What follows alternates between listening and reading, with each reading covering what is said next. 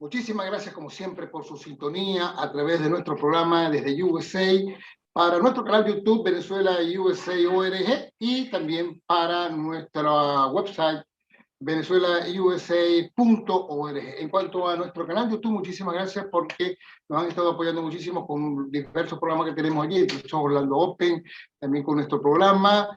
Y ya saben, siempre, ya que nos van a seguir apoyando, suscribirse y le dan a la campanita. Hoy tenemos con nosotros, para este episodio, a un gran amigo, siempre estamos en contacto y en línea con él. Se trata de Antonio de la Cruz, director ejecutivo de Interamerican Trends, también miembro del Centro de Estudios Estratégicos e Internacionales con sede en Washington. Desde allí, pues tenemos el contacto con Antonio de la Cruz, muy solicitado para este análisis geopolítico que ha generado, algunos le llaman guerra, otros los ataques de Putin contra Ucrania, y una situación que ya comienza a caer como una gran bola de nieve y a llevarse muchos intereses por delante, porque ante todo aquí hay una situación de intereses por la cual pues vamos a estar conversando con Antonio de la Cruz. No solamente se trata de Europa, se trata de aliados de Putin.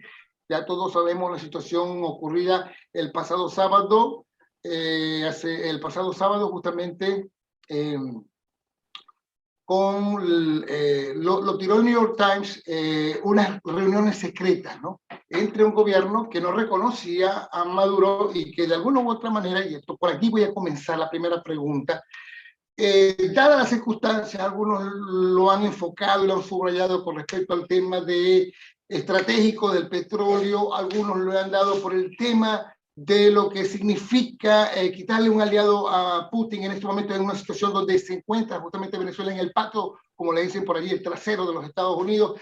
Aquí estaríamos hablando de Venezuela y Cuba al mismo tiempo, pero a ver, en lo que respecta a Venezuela, algunos lo han tomado durante toda esta semana en cuanto a crítica en las redes sociales, específicamente en el Twitter, con el siguiente planteamiento. Bueno, si le compras petróleo y negocias presos, ergo, pues Maduro ha dejado de ser ilegítimo o es un dictador recién bañado en legalidad, ¿no?, con el poder de soltar, el único que lo puede hacer, 2 presos de circo, pero como dicen por allí, todo duelo pasa por un estado de negación. Hay un estado de negación dentro de la oposición, hay un estado de negación dentro del interinato, porque no han podido responder las críticas que se han venido generando. Hay un silencio también allí y bueno, hay por supuesto también los analistas, y yo quisiera saber también su opinión, de Antonio de la Cruz, que vienen haciendo truquitos de interpretación sobre una situación muy anormal que nos está consumiendo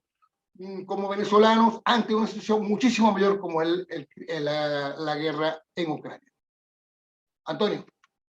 Muchas gracias, Damaso, por la invitación a tu programa. Fíjate, empecemos por lo que dijiste, el viaje del Juan González de la Casa Blanca, conjuntamente con Jimmy Story, que es el embajador de Estados Unidos ante el gobierno interino de Juan Guaidó, y con el representante para ellos lo llaman los presos, ¿no?, que se encuentran en los distintos países, que es el representante de la Casa Blanca.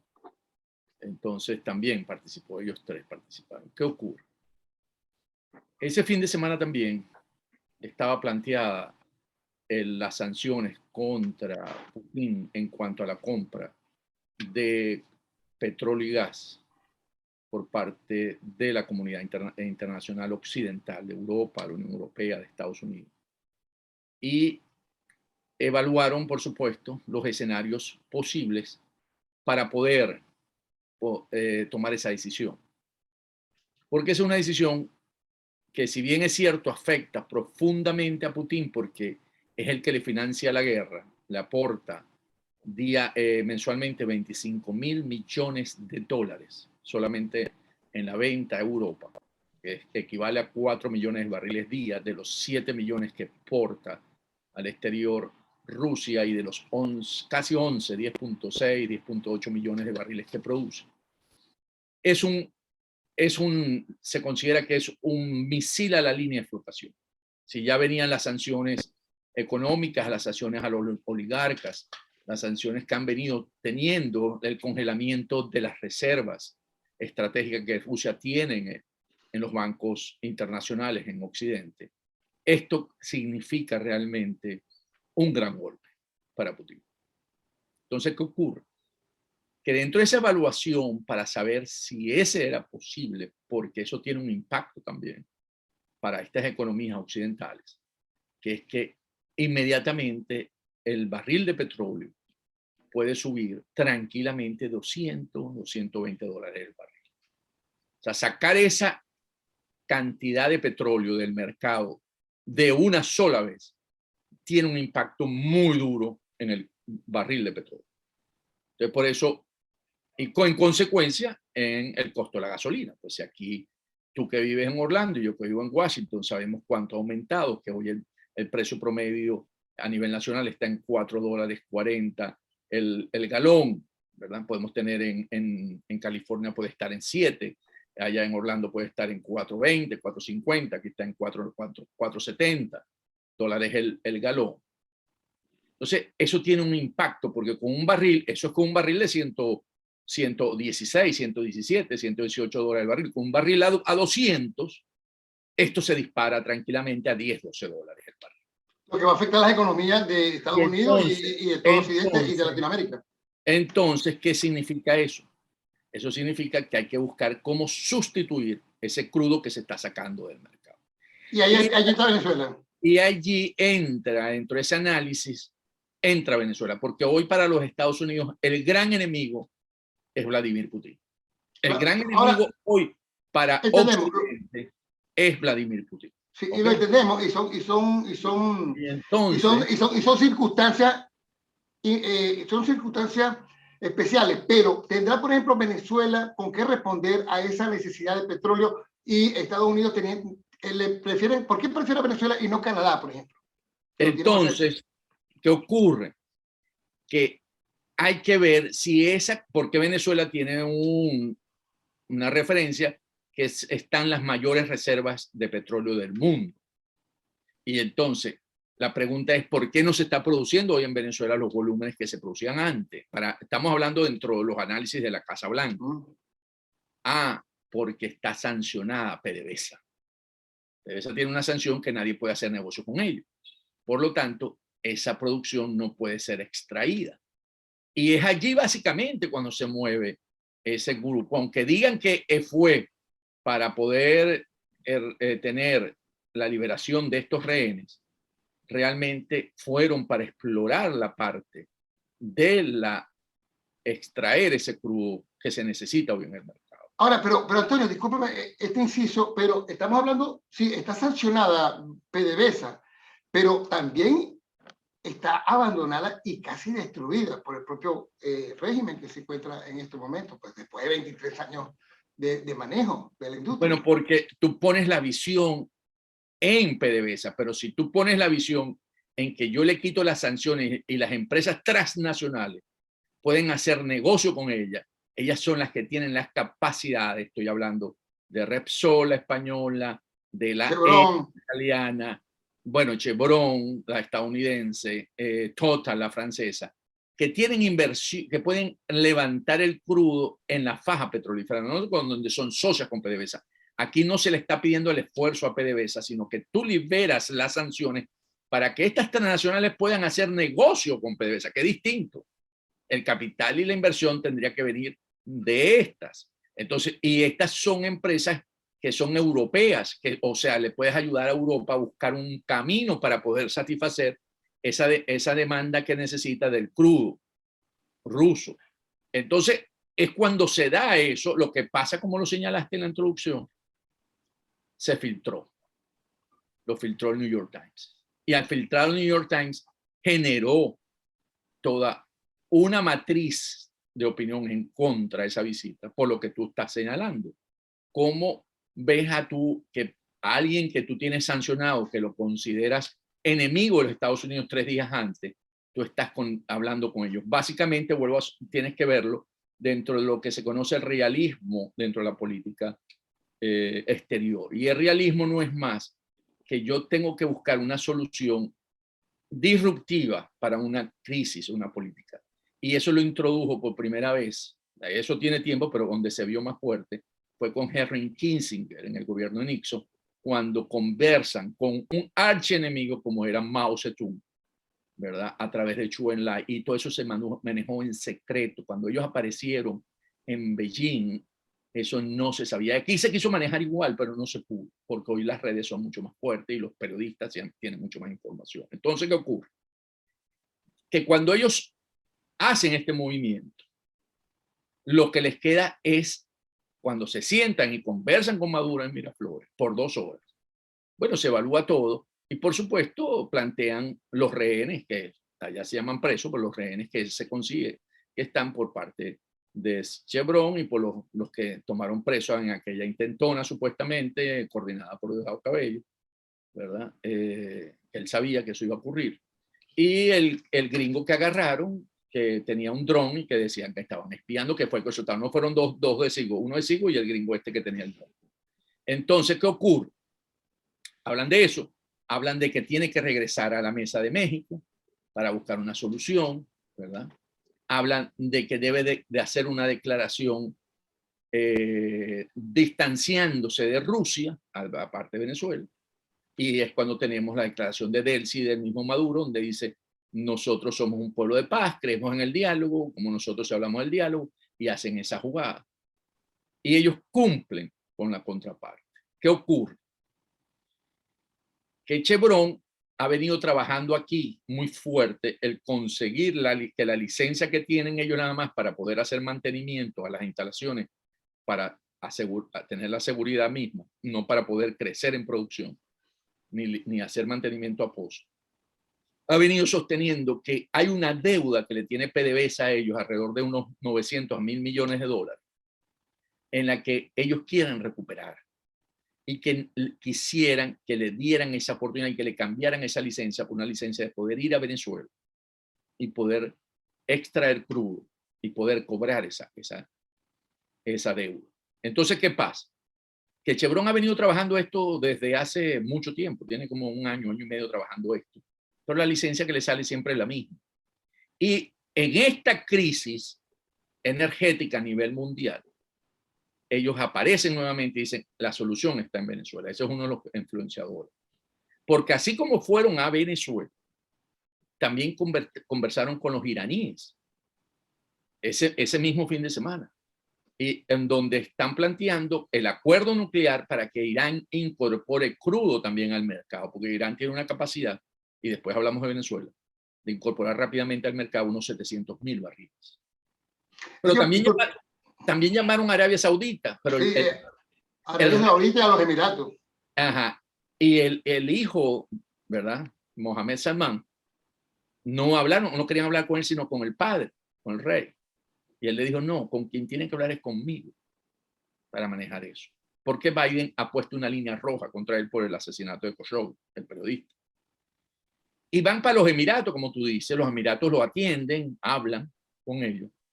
Pero cuando ellos quieren el compromiso, los Emiratos le dicen, si no hay acuerdo con Arabia Saudita, nosotros no nos vamos a desalinear ahorita, porque nosotros estamos aliados y somos firmes aliados de Arabia Saudita. Ahorita siguen los esfuerzos de poder conversar con los sauditas. Es más, en la semana que se celebra en Houston, que se conoce donde está toda la actividad petrolera, el CERAWIC, los sauditas no vinieron, dejaron los estantes vacíos como una respuesta al gobierno de Biden, ni tampoco vinieron los Emiratos. Entonces eso te da una respuesta de cómo ves la situación. Ahora, ¿por qué no lo buscan internamente en Estados Unidos esos barriles que los tienen? Ni en Canadá. Porque aquí la línea, la facción del Partido Demócrata de izquierda ambientalista, liderada por John Kerry, ¿verdad?, que es el zar para el impacto ambiental, no lo acepta. Porque en esa lucha por el impacto ambiental, ellos no quieren ceder, porque los barriles aquí hay, a la vuelta de 6 semanas, alrededor de 1 millón de barriles, que cubre lo que compran de Rusia, que es alrededor de unos 650.000 barriles. Y Canadá tiene para colocar, si el tubo estuviera listo, 850.000 barriles. Pero aquí es la línea del partido, la facción de izquierdista progresiva que domina hoy el Partido Demócrata y que en ese sentido le tiene las manos amarradas para poder explorar. Entonces, ¿qué pasa? O sea, que es la izquierda del Partido Demócrata la que le tiene amarradas las manos a Biden. No, yo creo que Biden está muy de cerca porque sigue mucho esa línea. Yo creo que él al final está jugando ahí, aunque sea una facción importante. Yo creo que Biden a la final está convencido de que es lo mejor para este país. ¿Okay? Porque él podría imponerse como buen presidente. Tú sabes que aquí está un país presidencialista y eso es posible. Pero entonces viene que el Congreso, que aquí es donde viene la parte importante, rechaza esa acción. Y sobre todo, no solamente los republicanos, que es importante, sino un hombre como Bob Menéndez, que es el chairman de la Comisión de Relaciones Exteriores del Congreso. Y eso tiene peso. Y fue tan duro en el comunicado del lunes que creo que lo que he escuchado hoy en la tarde, que están reconsiderando la medida para aceptar los barriles de Venezuela, quitarle las sanciones para liberar los barriles en Venezuela. Por cierto, Antonio, una inciso nada, o también, están hablando de más o menos 1.5 millones que se espera de producción de Venezuela o de Venezuela con Irán. No, en Venezuela lo que se puede estar hablando, bueno, sí, ese es el plan de Chevron. Chevron dice que ellos pueden estar produciendo, no dice cuánto tiempo, 850.000 barriles a diario en las asociaciones donde ellos están, en Boscán y en La Faja. En Boscán ellos están produciendo ahorita alrededor de unos 50 y podrían producir 100, allá hay 50.000. Los 800 restos sería en extrapesado, ¿verdad? En la faja petrolífera, que es donde ellos tienen las otras asociaciones. Eso tendría que ser un plan no menos de 18 a 24 meses. O sea, eso no es inmediato. O sea, entonces, estamos hablando de previendo una extensión de esta guerra, entonces, ¿no? Previendo que ocurriera. ¿Por qué? ¿Qué pasa? Veámoslo ahora en frío. Occidente, y aquí voy a ser mucho más específico, Biden le entregó Ucrania a Putin. O sea, Putin se agarra a Ucrania, es cuestión de días, el tiempo que necesite para acabar con la resistencia interna. En el momento en que Biden le niega los 26 aviones MiG a Zelensky, al presidente Zelensky. De Polonia. No, Zelensky es el de Ucrania. No, que de Polonia le había ofrecido sus aviones a... No, que se los ofreció y dijo, los pueden venir a buscar los aviadores ustedes, de la aviación. Pero en un momento determinado dijo, yo se los coloco en la base de los Estados Unidos en Alemania. Y ahí respondió, sin titubeo, Biden, no lo vamos a hacer, pues nosotros no vamos a llegar a ser un punto para crear una tercera guerra mundial. En ese momento entregaron a Zelensky, porque Zelensky no tiene capacidad para combatir la fuerza aérea rusa. Él puede confrontar, y lo ha venido haciendo y presentando mucha resistencia en las terrestres, pero una vez que esté cercado por la infantería rusa, la fuerza aérea va a entrar con todo el poder bélico a destruir Kiev. En ese momento no hay cómo detenerlo, si tú no tienes. Entonces, a ver, a tu juicio, ¿responsabilidad de quién cuando suceda eso? La responsabilidad de Occidente. Occidente lo entregó porque no ayudó con los sistemas antiaéreos ni con la fuerza aérea a un pueblo que estaba pidiendo desesperadamente para poder enfrentar a los rusos. Entonces, ¿qué pasa? ¿A qué apuesta Occidente? Occidente apuesta, y Estados Unidos, a que en el muy corto plazo, Europa y sobre todo Alemania no le compre el crudo y el gas a Rusia. Para poderlo dejar muy débil, ya tiene las sanciones, ya se ve el descalabro que ha tenido, las dificultades que tiene, ¿verdad? Entonces, y ver si no prosigue más adelante con su iniciativa de seguir dibujando la frontera de los países y llegar a lo que fue el Imperio Ruso o la ex Unión Soviética. Eso, Ahora, es lo que están apostando. Y claro, por eso están buscando dónde hay crudo, petróleo y gas para poder aliviar esta situación. lamento que las vidas no sean tomadas en cuenta, solamente la búsqueda de crudo. Pero, a ver, escuché en una de las informaciones que tú dices que, bueno, no se apoyó a Zelensky y a Ucrania, los dejaron solos para evitar una tercera guerra mundial. Pero el motivo expansionista de Putin, todo parece indicar que va a continuar. De tocar uno de los países que tienen que ver con la OTAN, el mismo Biden ha dicho este viernes que no le importa que vayamos a una tercera guerra mundial. Entonces, es una contradicción prácticamente allí, ¿no? Yo no sé si Biden y su grupo que lo en torno tienen la madera, para no decir la palabra, de llegar a enfrentar a Putin en un momento si Putin sigue avanzando en esa onda. Yo creo que después de Ucrania él se va a tener que detener, primero porque tuvo bajas. Ha tenido alrededor, según los mejores estimados, aquí el Pentágono 8.000, pero en la cuenta de los ucranianos 12.000. Eso es una gran baja. Estados Unidos en la guerra de Irak, Afganistán no llegó sino a 7.000, ¿verdad? Y esto apenas en 16 días. Entonces ellos van a tener que revisar para seguir avanzando, porque aquí hubo una gran resistencia y ya se sabe que si tú le presentas una gran resistencia, además, los restos de los países ya tienen la aviación de la OTAN y tiene fuerzas de la OTAN. Entonces yo creo que, por eso te dije, yo creo que es tratar de detenerlo hasta aquí, entregar Ucrania, perder, que no seguir avanzando y poder seguir en un proceso de fortalecer y aislarse.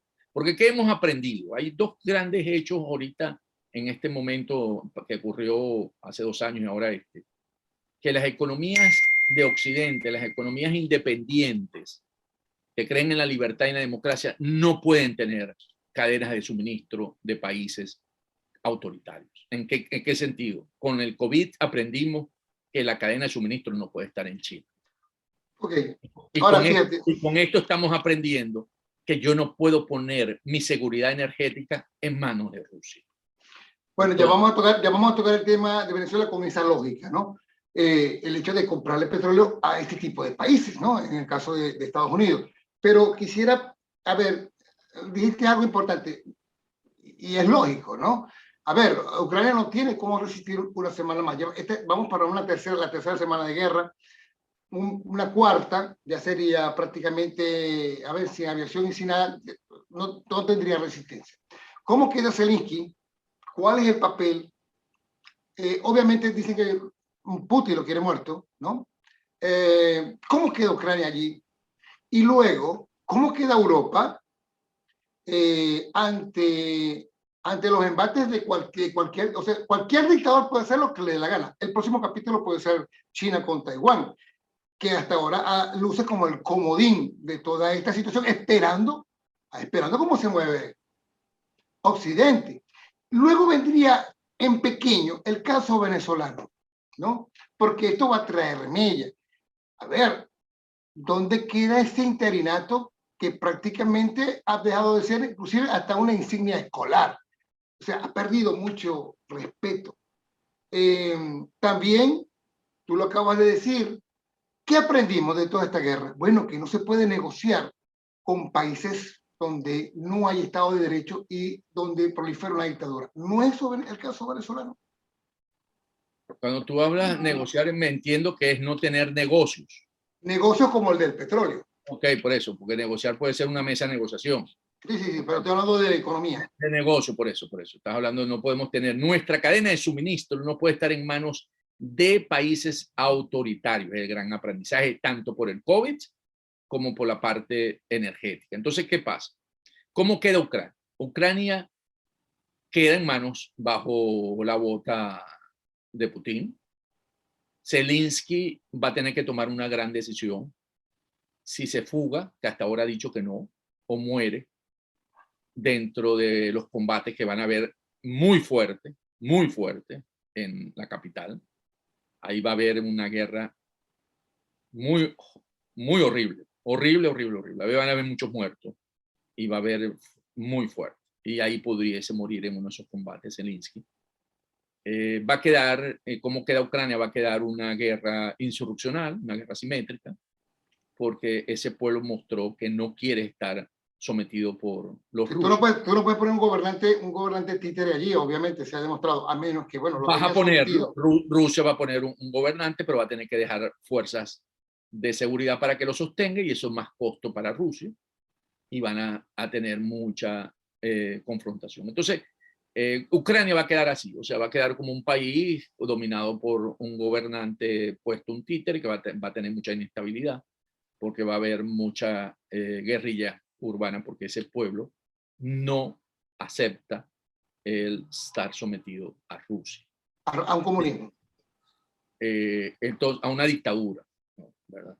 Porque ellos no son comunistas, ellos son más capitalistas que nosotros. Bueno, Entonces, son mafiosos. ajá, puede ser eso sí, un grupo mafioso, una mafia, ¿no? Como la que tenemos en Venezuela. ¿Cómo queda ahora Venezuela? Venezuela, y veamos primero a Maduro. Maduro tiene los fondos congelados de los que tenía el régimen en Rusia. ¿Por qué? Básicamente muy sencillo, una regla de 2 y 3. Si a mí me congelaron los fondos míos, que yo tenía una gran parte de las reservas internacionales en los bancos que lo tenía en Occidente, yo no me puedo quedar sin reserva. Y tú tienes aquí un capital que yo no puedo dejar salir. Yo los retengo porque necesito ese respaldo de moneda dura. Y un cálculo que he hecho ahí, Damaso, muy rápido, no debe haber no menos de 100 a 120 mil millones de dólares en esa cuenta de Venezuela ya. Entonces, eso es algo que ellos necesitan tener ahí. Entonces, en esa situación, se expropiaron ese dinero. lo tienen ahí congelado, ¿sí? Entonces, en esa relación, Maduro no tiene moneda tampoco suficiente, tendrá unos fondos seguro en Turquía, en los Emiratos Árabes, pero no son lo suficiente porque ellos apostaron a Rusia. De hecho, recordemos que Alex Saab, que era el que manejaba antes de ser capturado todos los negocios de ese régimen, vivía en Moscú, porque básicamente se sentían cómodos ahí, y ahí estaban las cuentas. Y recordemos cómo Delcy Rodríguez toma la decisión de mover PDVSA a Europa, que estaba en Portugal, porque ahí tenían la relación con el Banco Espíritu Santo, que era con el que manejaban los negocios, lo movió a Rusia, a Moscú. Entonces ellos realmente, en vez de haber apostado por China, ¿verdad?, apostaron por Moscú en ese sentido. Entonces, en ese sentido, Maduro queda débil desde el punto de vista de recursos financieros. Por eso que a él le cae como anillo al dedo que Estados Unidos busque crudo en Venezuela, que salga crudo en Venezuela, porque eso es cash que le entraría en divisas. ¿Quién gana en esa negociación? Las empresas foráneas, digamos, estaríamos hablando de Chevron, estaríamos hablando de la empresa italiana Total, perdón, y también creo que BP, ¿no? Está ya también en Venezuela, o Repsol. No, Repsol, es Repsol. Entonces, ¿qué pasa? Ahí esa sería la condición de Maduro. Entonces Maduro quedaría otra vez en una situación incómoda, muy difícil, para seguir con su populismo, con sus cajas clave. Eso le costaría.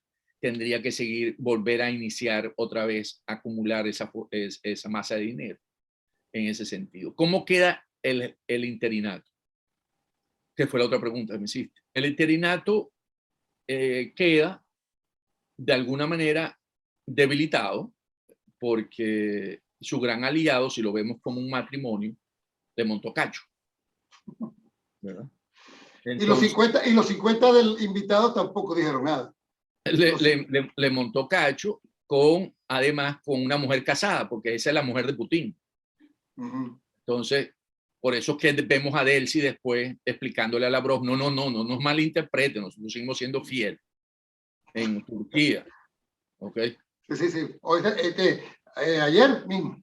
Ayer, entonces, el jueves, hay un juego de infidelidades ¿verdad?, que hay que entender. O sea, cuando le metes ese ángulo emocional, vas a entender cómo cada uno actúa, porque el interinato no se va a divorciar de los Estados Unidos, porque ese es realmente lo que le legitima a él.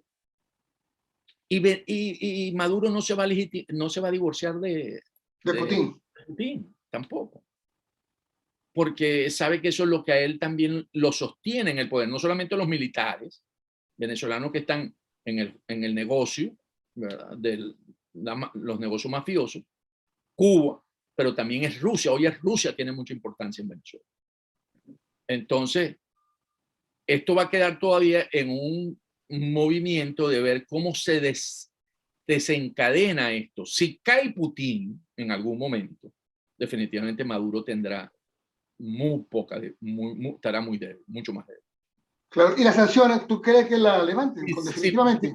Si Putin se sostiene, Maduro sigue vigente. Sobre las sanciones, yo pienso que Chevron está haciendo mucho esfuerzo para ver si se la flexibilizan. No sé cómo lo van a manejar, van a tener que darle tiempo, porque acuérdate que esta licencia que tiene Chevron para no poder hacer ninguna inversión para incrementar la producción en Venezuela, la tiene hasta junio, todavía falta. Entonces, bueno, habría que ver qué va a tomar, qué decisión va a tomar de aquí a allá. La derrota. Y creo que después que Maduro cumplió con su parte, con Juan González y con Jimmy Torres, que estuvieron en Caracas, que le entregó a los dos estadounidenses y hizo las declaraciones que hizo, Estados Unidos va a tener que corresponder, y pienso que si no le entregan y no flexibilizan la sanción por la presión que hay por parte interna dentro de Estados Unidos, sobre todo dentro del mismo Partido Demócrata, yo creo que van a tener que quitarle algunas sanciones a algunos miembros que están hoy sancionados. Hoy escuché que uno de ellos era el sobrino, Malpica Flores, estaban dentro de lo que estaban pidiendo que le quitaran la sanción. Y también están pidiendo algún beneficio para Alexa. No, Alexa no puedes, porque Alexa está en el tubo del sistema jurídico, tú no puedes meterte ahí. No. Mira, para finalizar, un duro golpe para la democracia queda esta derrota de Ucrania ante Rusia, ante estos ataques, un gran golpe para el sentimiento de los países democráticos, para el ciudadano libre, es un gran golpe. Es un gran golpe para Occidente, para los valores de la libertad, de la democracia, del Estado de Derecho. Es un gran golpe. Haber dejado que Ucrania fuera tomada por Putin. Y que la dejaran sola los principales países de Occidente. Porque no aprendemos que gente como perfiles como el de Putin hay que enfrentarlo, Damaso. O sea, si aprendemos algo, tendríamos que tomar esta misma actitud con China. Y si va a haber una amenaza de guerra, tercera guerra, no la van a dejar, porque igual que nos va a afectar a nosotros, le va a afectar a ellos. Y ahí hay gente racional, hay militares racionales que no van a entrar en una tercera guerra mundial con armas nucleares, pues nos acabáramos todos y no todos nos queremos morir. ¿Okay? Sí, correcto. Por ahí inclusive ya hay una proyección de lo que ocurriría en menos de 24 horas en caso tal de que se llevara a cabo. Ninguno de nosotros queremos eso, o sea, eso es imposible. Entonces, nadie quiere morir. Si él quiere amenazar, que amenace, pero no se le puede tener miedo. Yo no puedo, porque me amenace que ya activó el plan de armas nucleares. Que está tocando ya el botón, lo está rozando con el dedo. Hermano querido, hágalo. Lo invito a que lo haga, si usted tiene el valor de hacerlo. Porque usted va a recibir no solamente las mías, va a recibir la que tiene Europa. Europa también tiene armas nucleares. Claro. ¿Okay? O sea, usted va, no sé cómo se va a defender, ¿okay? Porque usted va a tener tantas bombas nucleares viajando de Europa como las mías. Ve a ver si usted va a ganar ahí. Por mucho que te metas en un búnker y todo lo que quieras. Entonces, yo creo que el gran aprendizaje, tú tienes que parar este tipo de loco en la humanidad. Porque si los dejas avanzar, podríamos tener un Hitler. Yo creo que ya lo tenemos. Lo que pasa es que no ha avanzado, no ha llegado como ocupó Europa. Bueno, pero solamente estamos a mitad de semana o a mitad, no ha terminado el año, no ha terminado el año. Yo creo que Putin es un mentiroso. Siempre lo va a hacer. No le creo nada de lo que diga. Bueno, hasta aquí llego. Solamente quería desnazificar a Ucrania o desmilitarizarla, ¿no? Él tiene previsto, pues, tratar de convertirse en el, devolverle a Rusia pues esa sensación de poder que tenía cuando los zares o cuando la Unión Soviética. Entonces, bueno, seguirá. Así es. A menos que hasta que mientras quede con vida va a seguir con ese problema. Por eso que creo que hay que enfrentarlo. Ese tipo, Claro. cuando surgen, o sea, líderes así en naciones así, tienes que enfrentarlo. Tú no puedes dejarlo seguir. Oye, hay que terminarlo porque es un daño para el planeta. Porque es preferible acabar con él que sacrificar vidas humanas como lo estamos viendo ahorita en Ucrania. Y lo vimos en el pasado, porque lo hizo en Siria, en Alepo barrió con esa población. En Grozny, cuando los chechenos barrió con esa población, ¿verdad? Entonces, ese tipo, lo han dejado pasar muchas veces las oportunidades y creo que en ese sentido no se le puede dejar, esta no se le debió haber dejado pasar, bueno, bajo ninguna circunstancia. Antonio, muchísimas gracias por acompañarnos nuevamente, por hacer este análisis, este lamentable análisis, digo, no lamentable situación que estamos viviendo en el planeta, ¿no? Y bueno, esperamos un poco los acontecimientos y realmente pues vamos a seguir pendientes de la lectura que tenemos que lograr para entender y aprender un poco de esta situación. Lamentable, como dije. Muchísimas gracias, Antonio. Muchas gracias, Dámaso, por la invitación y un gran placer siempre estar contigo y tu público. Okay. Termina el programa. Muchísimas gracias, amigos, por su sintonía. Estamos, como siempre, en nuestro canal YouTube, Venezuela USA ORG. Dale a la campanita, suscríbete a nuestro canal. Vamos a tener más programas como estos. Ayúdanos a seguir produciendo y generando pues este tipo de contenidos que tienen que ver con la libertad y con la democracia. Analizarnos como planeta también, por supuesto, con el tema geopolítico, con personajes como Antonio de la Cruz, y por supuesto pueden seguirnos a través de nuestra website venezuelausa.org.